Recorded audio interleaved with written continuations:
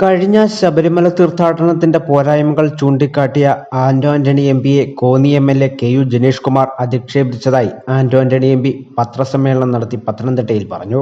കഴിഞ്ഞ ദിവസം പമ്പയിൽ വകുപ്പ് മന്ത്രി കെ. രാധാകൃഷ്ണൻ നടത്തിയ യോഗത്തിലാണ് താൻ പോരായ്മകൾ ചൂണ്ടിക്കാട്ടി സംസാരിച്ചപ്പോൾ തന്നെ അപഹാസ്യനാക്കി മറ്റുള്ളവർ മറുപടി പ്രസംഗം നടത്തിയതെന്നും താൻ വേദി വിട്ട് പുറത്തുപോയതായും എംപി പറഞ്ഞു.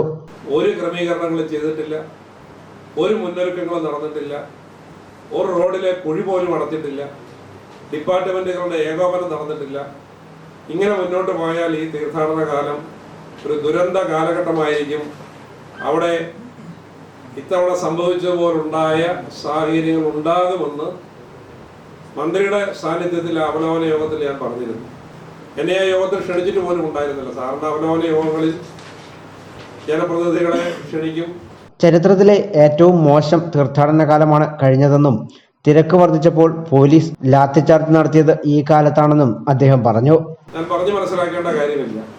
വനമേഖലയിൽ പോലും 10-12 മണിക്കൂർ നേരം കുടിവെള്ളം പോലും ഇല്ലാതെ വാഹനങ്ങൾ പിടിച്ചിട്ട് അവിടെ പ്രായമായവരും കൊച്ചുകുട്ടികളും ഒക്കെ അനുഭവിച്ച പ്രയാസം എത്രയായിരുന്നു എന്നുള്ളത് ഞാൻ പറഞ്ഞറിയിക്കേണ്ട കാര്യമില്ല.